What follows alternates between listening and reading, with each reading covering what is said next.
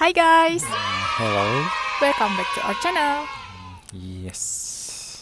Yes. Sekarang kita nggak dalam rangka jalan-jalan.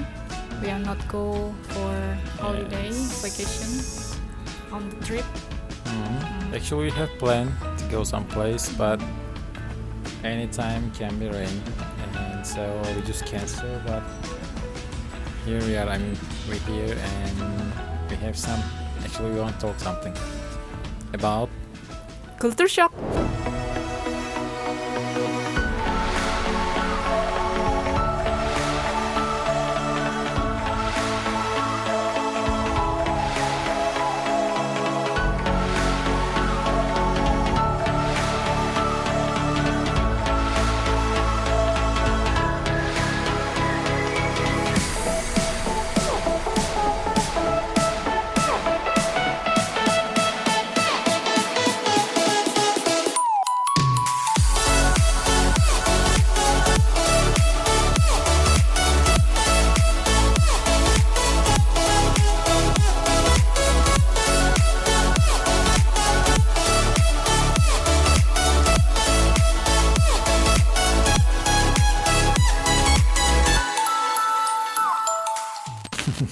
so.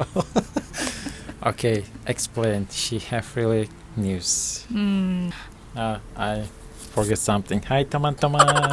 Jadi kita bikin vlog ini hanya sekedar buat share ya, sekaligus juga menjawab pertanyaan gitu. Apa sih culture shock yang saya rasakan di sini? Mungkin sebelumnya kita harus sebelum saya berbicara tentang culture shock, apa sih culture shock itu? Gitu. Saya juga sampai saat ini masih mempelajari ya gitu, masih melihat juga gitu. Apakah saya benar-benar mengalami dengan yang namanya shock culture gitu, kejutan kultur. Bahasa Indonesianya gitu ya kalau saya baca di Google gitu kan. Jadi begitu saya lihat di internet sambil saya baca-baca, mungkin iya saya sepertinya mengalami yang namanya culture shock gitu kan. Hanya terkadang culture shock itu kita nggak rasakan. Jadi dari culture shock itu juga memiliki 4 level gitu. Yang pertama katanya sih level honeymoon fase. Jadi di mana seseorang itu waktu dia pertama kali datang ke negara tersebut ya masih merasakan bahagia, happy because it's the first time, everything is new, right? Jadi waktu pertama kali datang ya saya merasakan itu gitu kan. Jadi dibilang bahagia nggak juga sih gitu. Jadi awalnya ya agak-agak ada rasa takut juga gitu kan, karena kan di sini sendiri ya gitu, nggak ada siapa-siapa, nggak ada teman gitu kan. Karena di sini itu jauh dari Indonesia. This is a country really far from Indonesia, right? So that's why my feelings mixed actually. First, I'm happy because I'm with you here, living with I think husband. that rules cannot change. I think for everyone same. First, everything's new, so good, but after that, step We by start step, your learning. exam start. And actually, when this exam really start, that's real life. Because of course, We who said learning, it can we be see, easy? Yes, we and watch after that, around. step by step, you must adaptation. Ya. Jadi ya segala sesuatunya everything is new, right? But slowly after that I'm learning. Saya belajar gitu, saya melihat gitu kan. Ternyata memang banyak sekali perbedaan yang saya rasakan between Indonesia with Turkey. It's really different. Yes. But not all. Sometimes we have similar something too about Yes, culture. Jadi mungkin juga ada kultur yang memiliki kesamaan dengan kita gitu kan.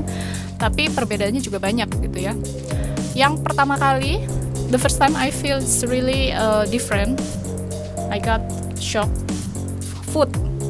I just think why Turkish people always eat breakfast with same menu. It's really different with Indonesian. So what do you think?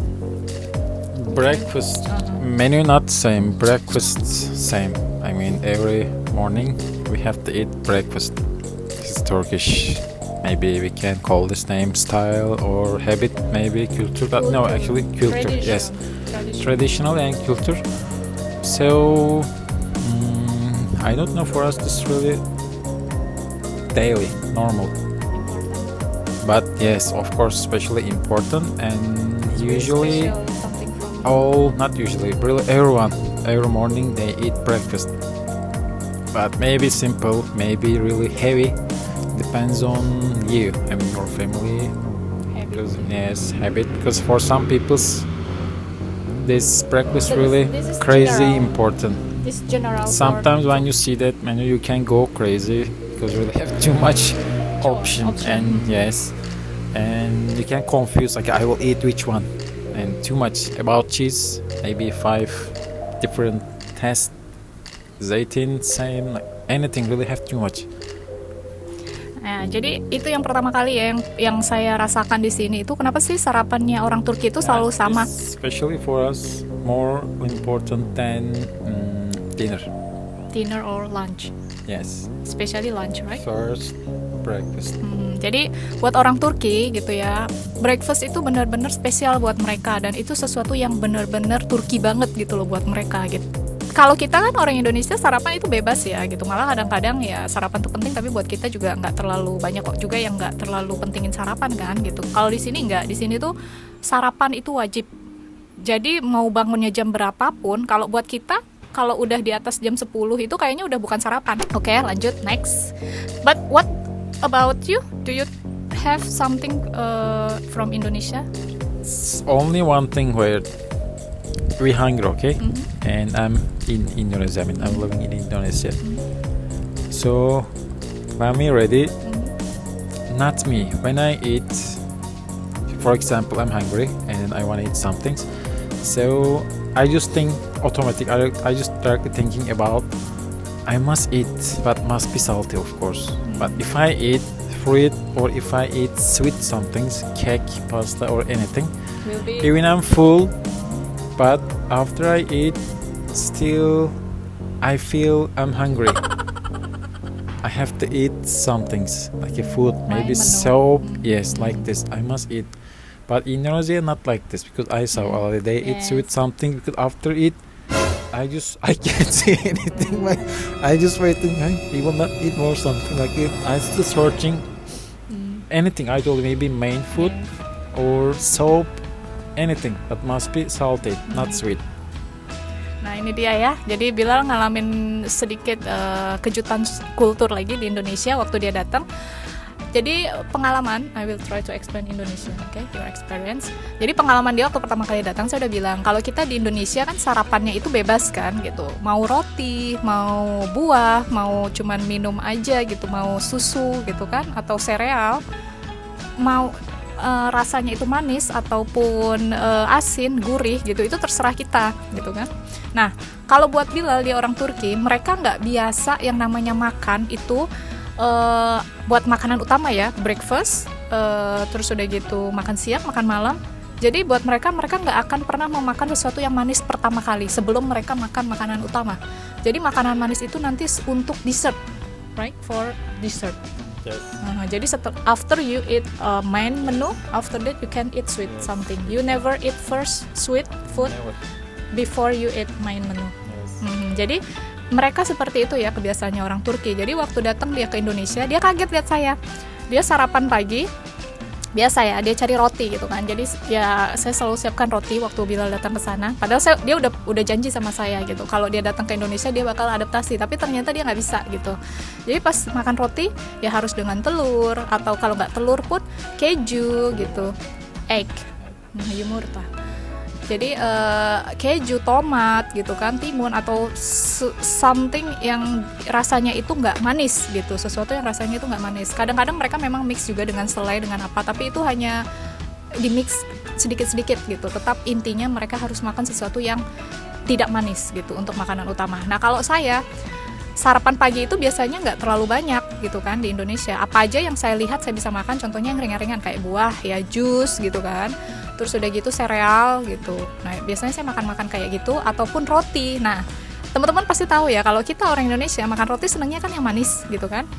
Mayoritas walaupun tidak semua ya pasti. Jadi saya senang banget makan roti itu dicampur dengan meseseres. Jadi toppingnya meseseres. Do you remember I ate bread in Indonesia for breakfast with coklat meseseres. Jadi Bilal tuh cuman it's not weird.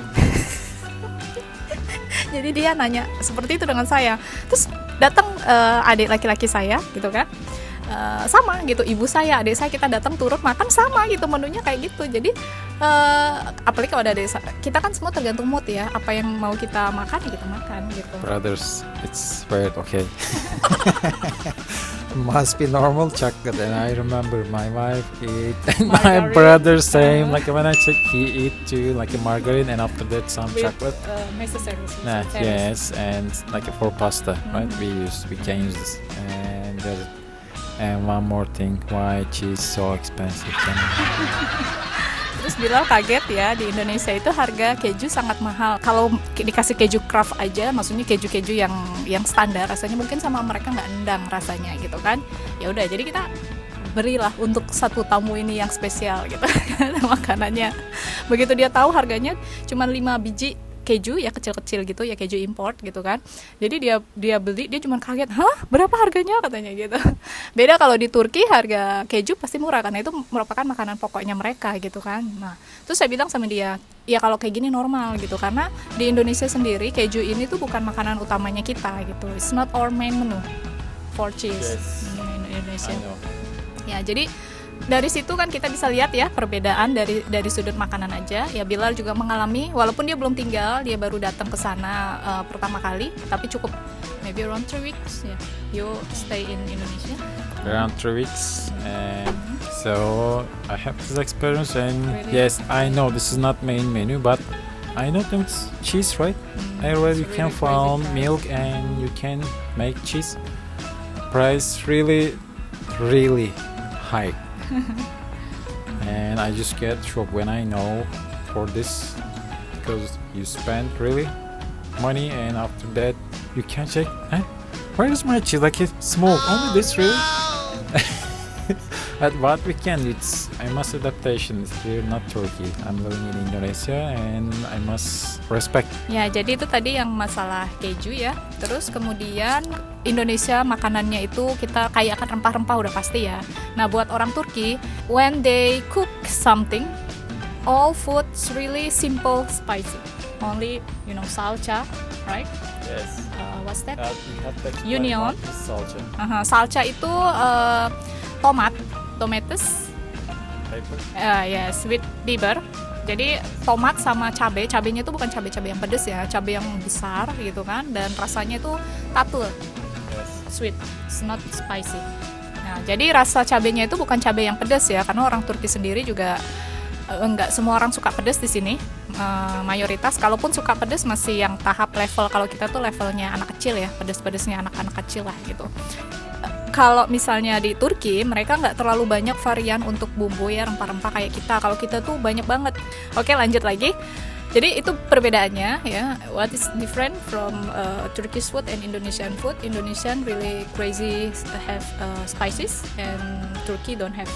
Oke, jadi itu dia tadi perbedaannya makanan Turki dan Indonesia. And one more thing, you really love yogurt. Yes. And when you eat something too, you mix with yogurt. That's especially Yes. it's panak, donat kebab. You eat this with yogurt. And for us, especially me maybe, okay? It's really weird. Oke, untuk makanan butuh juga beradaptasi, tapi alhamdulillah for food it's not so hard for me to adaptation here. Terus yang kedua, this is something funny actually. Like so natural actually from you. Ya. Wait, I will explain. Di Indonesia gitu kan. Jadi kalau di Indonesia itu kan kalau kita misalnya terkejut dengan sesuatu gitu kan, kita suka dengan sesuatu, astaga, ya ampun gitu. Kita ngomongnya kan kayak gitu ya. Kalau di Turki enggak. Jadi kalau misalnya orang Turki itu kesel gitu atau bete, mereka akan mengeluarkan juga kata-kata yang lucu gitu kan buat kita. Tapi itu sebenarnya serius gitu. Cuman kalau buat saya, kalau ngelihat ekspresi mereka yang kayak gitu, yang nggak suka dengan sesuatu tuh lucu gitu. Gini nih contohnya ekspresinya. Ya. ya, gitu. Jadi kalau saya lihat bila gitu, Allah Allah gitu kan. Jadi kalau dia marah gitu, dia kesel, dia nggak suka dengan sesuatu, itu spontan gitu kan. Spontan tuh dia kayak gitu loh. Jadi misalnya dia lagi ngerjain sesuatu, ya, ya. Allah, not like this. Adi be, gitu kan. Be, gitu. Jadi masih banyak lagi nih istilah-istilah kayak gitu kan. Jadi kalau pas ngelihat dia kayak gitu, saya suka ketawa-ketawa sendiri gitu ngelihatnya. I just sometimes tease you for this, right? Because I make more job, but Yes. actually you feel so bad. So how? Why bothering that?